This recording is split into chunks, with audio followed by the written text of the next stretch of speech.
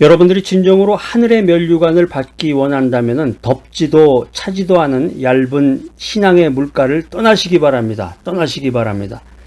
이 성경에 보면 이제 요한계시록에 보면은 라오디게아 교회를 책망하신 주님의 음성이 나오는데, 이 라오디게아 교회를 책망하신 주님의 음성을 우리가 기억해야 되겠습니다.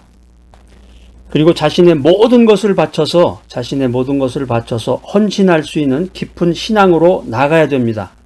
인생도 그렇잖아요. 사랑하는 연인들도 이제 대화 나누면서 서로가 자신의 모든 것을 보여주고 자신의 모든 것을 나누면서 사랑할 수 있는 깊은 관계를 맺을 수 있는 사람을 만나는 것처럼 신앙의 세계도 마찬가지예요. 자신의 모든 것을 바쳐서 헌신할 수 있는 깊은 신앙으로 나가야 됩니다.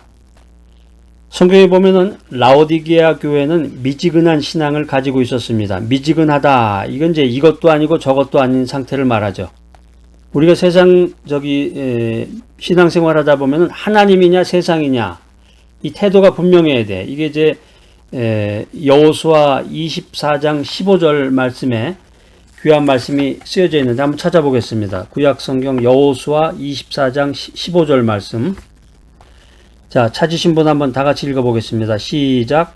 만일 여호와를 섬기는 것이 너희에게 좋지 않게 보이거든 너희 열조가 강 저편에서 섬기던 신이든지 너희 섬길 자를 오늘날 택하라. 오직 나와 내 집은 여호와를 섬기겠노라.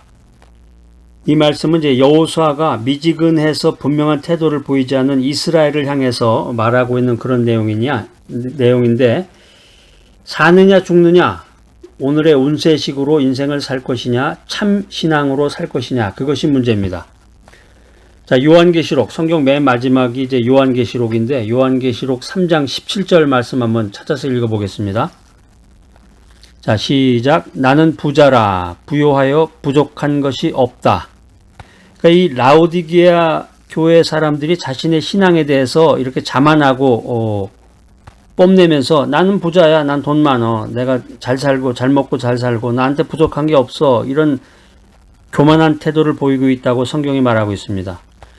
여기 이제 부자이고 부요하다, 이 말은 이제 물질과 믿음을 결부시킨 세속적인 신앙을 말하는 건데, 이 라오디게아 교회 교인들의 생활은 언제나 물질적인 풍요가 있었다, 이렇게 성경은 말하고 있습니다.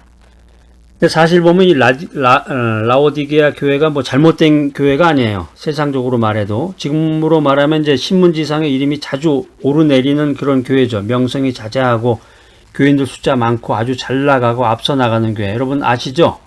그러니까 여러분 신앙생활 하다 보면 그런 이제 의문도 생길 거예요.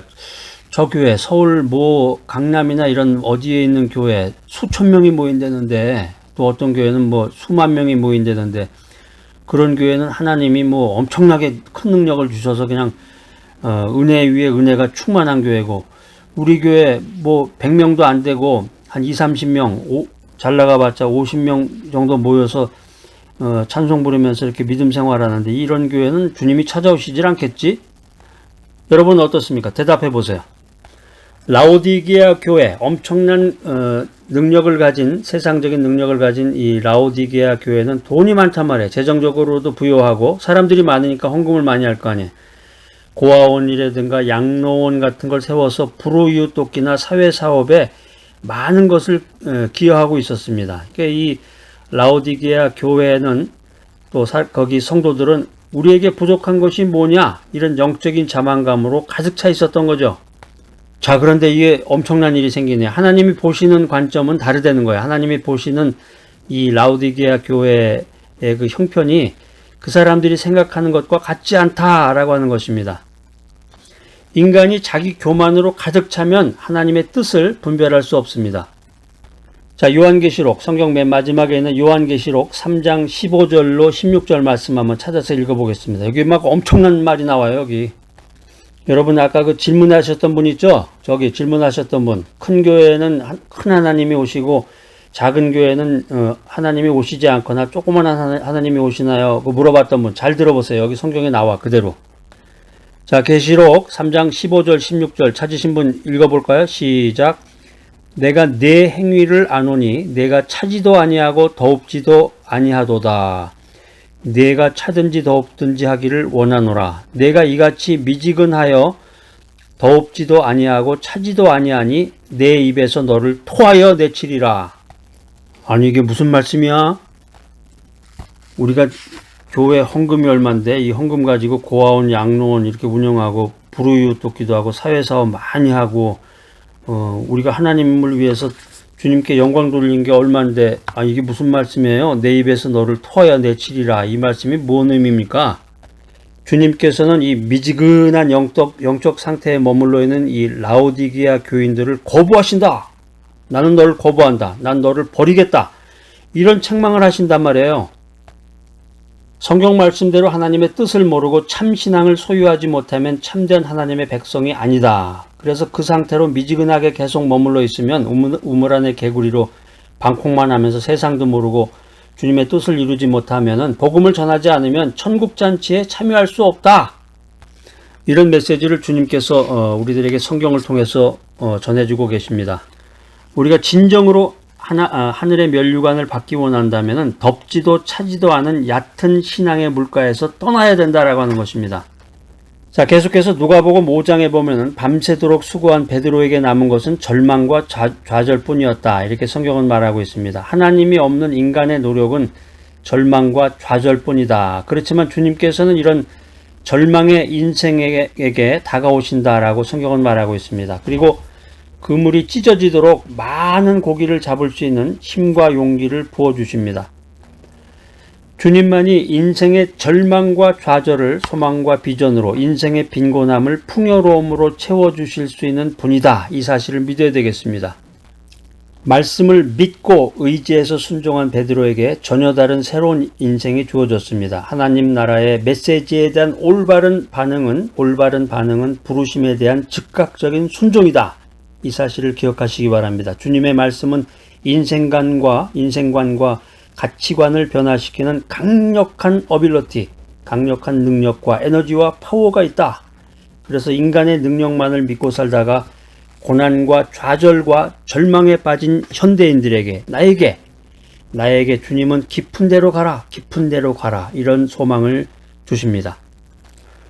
우리가 인생에서 이 고난이라는 게 없었으면 좋겠는데 뜻하지 않게 우리들의 인생에 고난이 나타나서 우리들을 좌절과 절망으로 몰고 갑니다.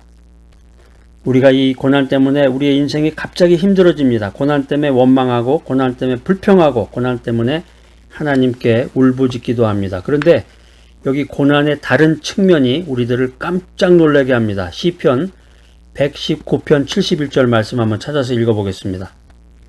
자, 시작. 고난당한 것이 내게 유익이라. 이로 인하여 내가 주의 율례를 배우게 되었나이다. 고난이 콜 유익이라는 건데 고난이라는 게 히브리어로 차라, 유익이라고 하는 것은 히브리어로 토브인데요. 고난이 유익이다. 이게 아주 대단히 심오한 신학적인 이론입니다. 고난받는 게 정말 나한테 유익한 것인가? 여기서 이제 고난에 대한 이 히브리어 어원을 살펴보면은 문제가 있다. 그 사람한테 문제가 있다. 낮아졌다. 징벌을 받았다. 약해졌다. 풀이 죽었다. 뭐 이런 다양한 뜻을 지니고 있습니다. 그러니까 성경 말씀을 연구해 보면 위협을 받고 문제가 있고 낮아지고 징벌을 받고 또 약해지고 풀이 죽게 되는 것이 내게 유익할 뿐만 아니라 그로 인해서 내가 주의 율례를 배울 수 있다. 이런 말이에요. 야, 이게 성경 말씀 정말 어마어마하게 철학적이네. 여기서 이제 율례라고 하는 것이 새겨진 법, 성문법이라는 뜻입니다. 시편 기자는 말하기를 이런 고난의 문제를 경험하는 것이 내게 유익이라. 그러는 중에 하나님께서 내 안에 새겨진 법, 성문법인 주의 법과 도를 새겨 놓으시기 때문이다. 이렇게 시편 기자는 말하고 있습니다. 성도가 고난을 당할 때 하나님의 말씀의 흔적, 새겨진 법, 성문법이 내 마음판에 남아서 우리가 하나님의 뜻을 깨닫게 된다는 말입니다. 자, 그래서 고난이 유익이다. 이렇게 성경은 말하고 있는 건데 이 그리스도의 흔적을 성문법처럼 내 마음판에 새겨 놓은 것이 고난이다. 이렇게 성경은 말하고 있습니다. 여러분 잘 알려진 그 유명한 구절 있죠? No cross, no crown. 크로스, C-R-O-S-S, 크라운, C-R-O-W-N, no cross, no crown. 그러니까 십자가가 없으면 부활의 영광이 없다. 이런 의미인데 다시 말하면 고난이 없으면 상급이 없다, 이런 의미예요. 고난이 찾아오면 상급이 있음을 알고 그 고난을 잘 이겨내야 됩니다. 우리가 인생길 살아가는데 고난이 없으면 좋죠. 고난이 없으면 좋은데 또 고난을 일부러 자초할 필요는 없지만 만약에 하나님께서 광야에서 나에게 고난을 주신다, 그러면 그 고난을 잘 견디고 잘 이겨내야 됩니다. 왜냐하면 그 고난이 나에게 유익이 되기 때문입니다. 자, 오늘 이 귀한 메시지 들으신 여러분들, No cross, no crown. 십자가가 없으면 부활의 영광도 없다. 고난이 없으면 상급이 없다. 그래서 고난이 찾아오면 상급이 있음을 알고 그 고난을 잘 극복하고 이겨내는 귀하고 복된 여러분 모두가 되시기를 간절히 기대합니다.